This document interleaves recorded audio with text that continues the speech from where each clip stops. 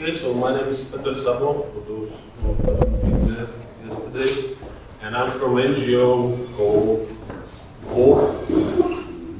But origin of this shortcut is Výbor ľudovej kontroly. It means Committee of Public Control. These committees were during the communist era, where there were people able to go to the shop and they were controlling quality of the food. And you can get a complaint to the Communist Party that your salami is not good. So somehow it's also the word for the Canis lupus, of course. And so our organization was created, or the basics were created during the communist era, and there was only one organization which was carrying out protection of nature, and after that, in 1993, we are really a group of people. We are a civic association in this core meaning. We are really people who didn't like the way how the forests are managed in our country. For example, our chief and the founder of the organization is a cybernetist. His original profession is creating robots or inventing robots. And the other people are electricians. One of my colleagues is a plumber. Myself, I'm an educated nature conservationist, so I'm the exception in this organization. So this is how some history of our organization, how it's created. We have now about 600 members in Slovakia and another 4,000 supporters who somehow support our activities. What's the main goal of our organization, our main aim? We are really focusing on the protection of forests. The whole name of our organization is Forest Protection Movement, translated to English. So what we do, we are trying by all legal ways to protect forests in Slovakia. We use really huge variety of activities, but now I will of course focus on this creation of wilderness. And just as an addition, according to our current situation or the capacities, these strictly protected areas, which can be considered as without human intervention as a wilderness, they are mostly the small areas. So the large carnivores have been protected like specially, because the areas are bigger than these strictly protected areas. So we have a special focus also on protection of large carnivores, wolves and bears. Beautiful picture from our past. This was like in our country, people really was not afraid of bears. Now situation changed. So at the beginning, in the early 90s, we started with some campaigns to protect old growth forests. So we really spent a lot of time by communication with foresters, by trying to change the way how do they manage forests. So we were trying to protect some parts which were old growth. We were trying to change these forest management plans in the way that they will log less, and so on and so on. And we spent a lot of time and energy by trying to change the way to the nature close management of forests, which are theoretically the foresters have. Theoretically, they know how to do it, but just they do not implement it in the field. But after the years, we changed our approach, and we decided that for us it's much more better to create a few areas which are strictly protected or focus on these activities than to care about all the forests in the country, because there are really only 7 employees in the organization. So the first or the beginning of this approach was in 1998, when we bought or we purchased first forest. It was only 21 hectares, and as a colleague from Frankfurt Zoological Society said, that you have to be brave. So my colleagues were brave because they purchased this forest and they didn't have any money in that time, really. So we started a campaign which is called Buy Your Own Tree. So you can also now buy your tree in our forests, and we're collecting this money. It's not a virtual tree, it's really an existing tree where you can find your own, and we can ensure for you that this tree will never be locked, and when it dies, it will be never put out of this forest. It will stay there. You can see the difference in years. We bought this forest in 1998, but it took 6 years when the government allowed us to make our own forest as a strictly protected area.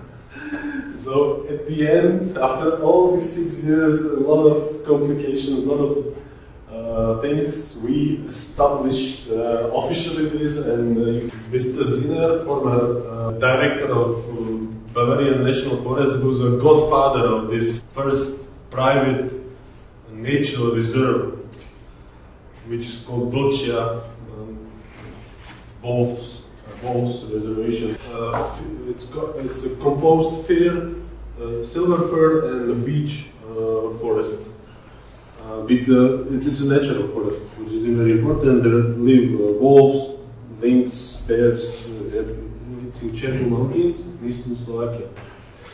After this publicity, because there was once blockade in Poljana Mountains in 1998, one family decided also in 1998 or 1999,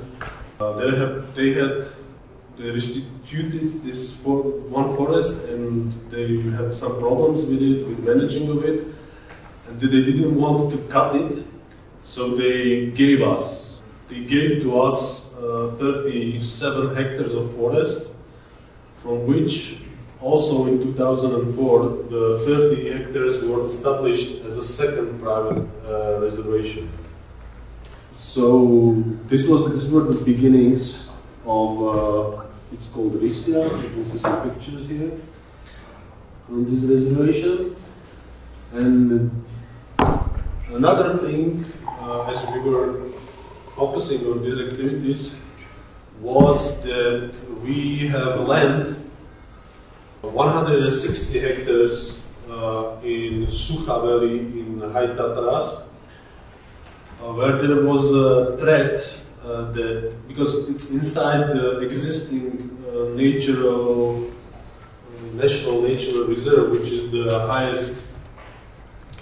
highest level of protection in High Tatras, and so there was a threat that it will be locked. So we made an agreement with the owners, and we landed this forest, and we protected it from logging. So there were another 160 hectares. And afterwards, in 2005, because I'm just telling it to you because I want to show you different approaches in how we establishing strictly protected areas. One way is that we purchase forest. Of course, it's very expensive for us, So you can see these smaller areas, but at the beginning in this Vlčia private national reserve it was 21 hectares, but this campaign Buy Your Own Tree is going on by itself, and now we own in that area about 100 hectares because we are still buying another forest and going to join it to the existing national reserve. So one thing is that we purchase, but another more effective is that we are somehow lobbying or campaigning to enlarge or to establish new strictly protected areas in on the areas which are in state ownership.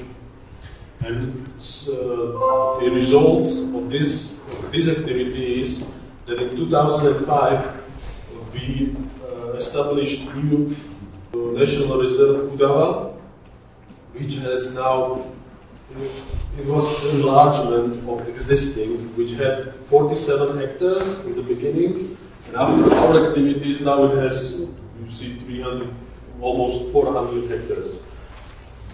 It's also in eastern Slovakia. It's very beautiful mixed fir and beech forest with bears, bisons, wolves, lynx, wildcats, and wild deers, and so on. Because it's on the Polish border, so there are also the bison in this population of European bison. Then in 2007, another success in Vyhorod Mountains as well, in the eastern part of Slovakia. We enlarged another reservation, which was 50 hectares large, and we again enlarged it on the 400 hectares. It's also on the state-owned property or state ownership.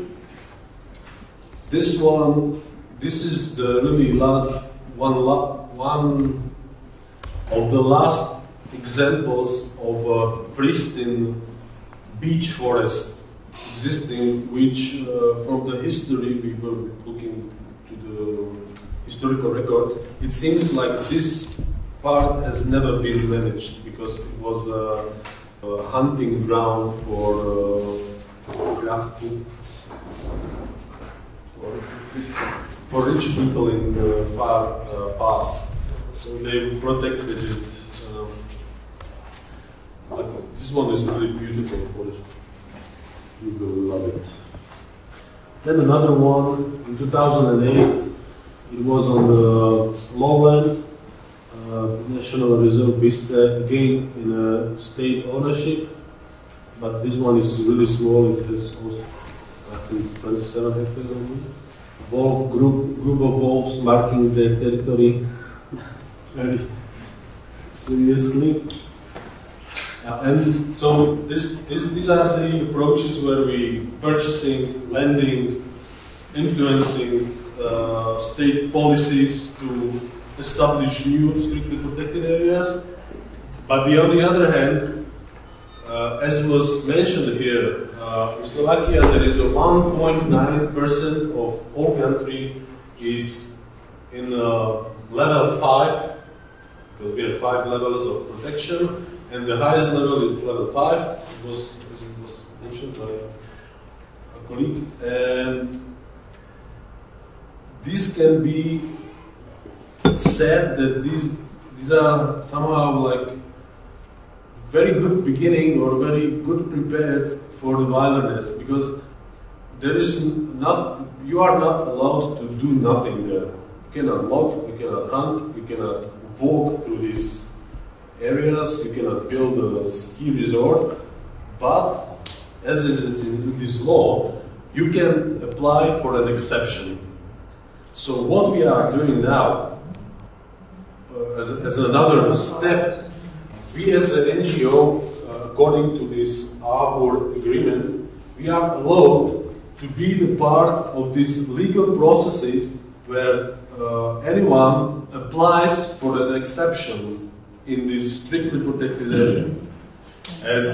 And for your imagination, it is 3,000 approximately 3,000 legal processes a year in which we are involved.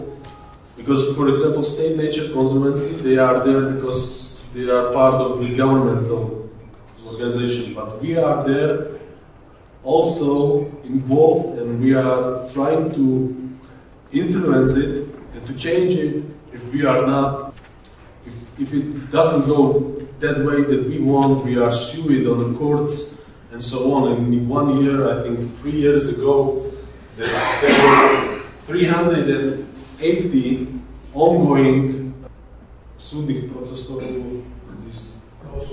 lawsuits between Wolf and the Ministry of Environment, if you can imagine it. It was 380 ongoing lawsuits.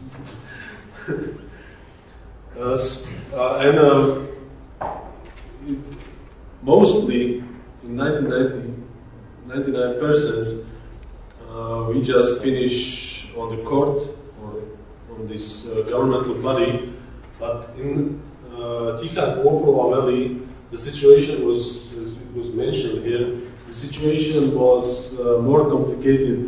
This windfall calamity, it was in 2004. And we were using these legal methods for 3 years, because this is not like you said, that people came there, stand there, and it was okay. No, we were fighting for 3 years by all the legal ways, with these governmental bodies, with the foresters and so on, with the ministry.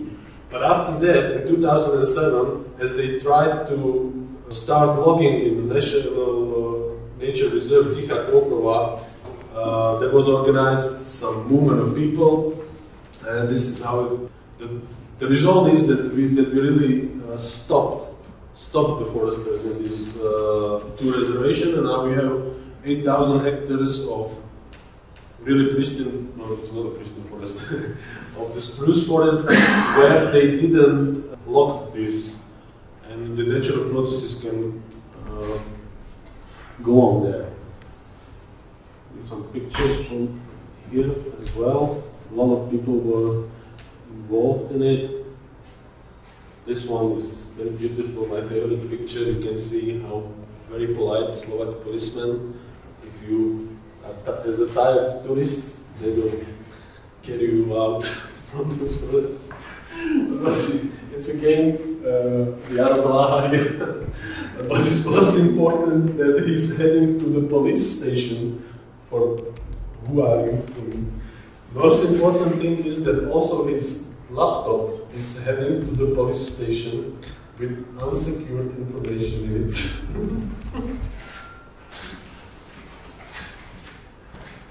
So it's also the picture about international cooperation in our region. I will also mention our approach to the protection of wilderness and about what we think the wilderness is. I think that we are really strictly using this hands-off approach. We really think that wilderness is a place where humans stop their activities, and it doesn't mean that it must be pristine forest or any old-growth forest. We are using an approach where we believe that it's important to stop human intervention in every area, with, of course, with the agreement of society. And if we let those processes go on without any intervention, that we can call it, or we call it, wilderness. And also, according to this lot of definition of what the pristine forest is, what the natural forest is, and so on, we made our own definition, and we call it evolutionary forests. And on this name we have also the copyright in our country. And as I said, as I mentioned, we think that of these habitats, of these biotopes, should be let the nature be nature, how it's in English said. And why it is so, or what's the background of this approach, is that if you imagine 1 hectare, because as I said at the beginning that our chief is a cyberneticist, if you imagine 1 hectare of a natural forest in Slovakia, anywhere, and if you count the number of the species living in this area, and it means viruses, bacteria, so on, so on, so on, to chordata, birds, any mushrooms, plants, and so on. And if you count the number of relationships between all those members of this ecosystem, the number of these all relationships between them is at 10 up to 21. It's English. And this number, it's very close to the number of the seconds which were from the beginning of the Earth. So, if we want to study each connection with this system, so if you start from the beginning of the Earth, and each second you will find one, you will still not know all of them. So, what we say, that these systems are so complicated or so complex that we cannot never say that we understand them. And the best way what you can do is let them be, or let them evolve how do they want, without these human interventions, like that we are saying that this wolf can live, this cannot, this deer can live, or this tree should be here or not, or this invasive species. Just let the nature really be nature and let them live. So that's what we are doing. We are creating spaces which are without human intervention, and we are doing what we can do our best. And we can see that during these hours, I prepared some. In the beginning, we had 0 hectares. In 1998, we had 21 hectares. After that, we have 160, and now it's more than 1,000 hectares. What we, during these 23 years of our existence, we have established as strictly protected areas. And I will finish now with what's the plan, or what will go on.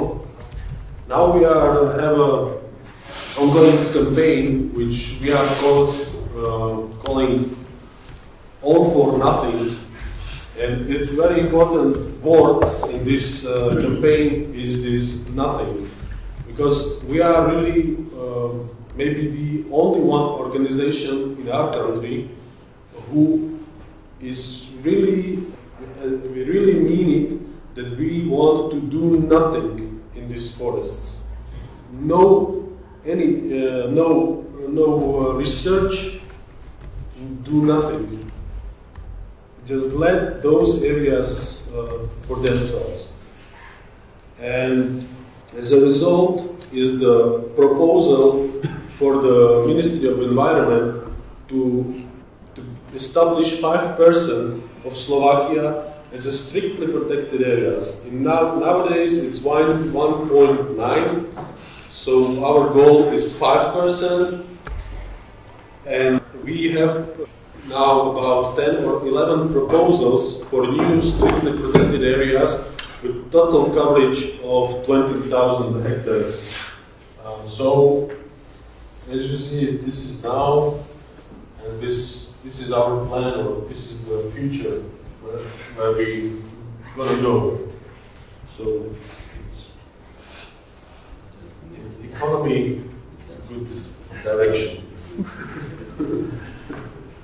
And as well as this 5% of the area that should be strictly protected, we also propose that the 75% of the national parks should be or must be a core zone or strictly protected area, and if government is not able to reach it until 2030, I mean, that those national parks should be delisted. Because, for example, in the Czech Republic there are 4 national parks, and we have 7, and the area is just half of the Czech Republic. But also the last one, and I will finish. What we propose is that the people are allowed to go freely and whenever they want in these strictly protected areas and into any protected areas by foot, without cars, motorcycles, and so on. Thank you. Thank you very much.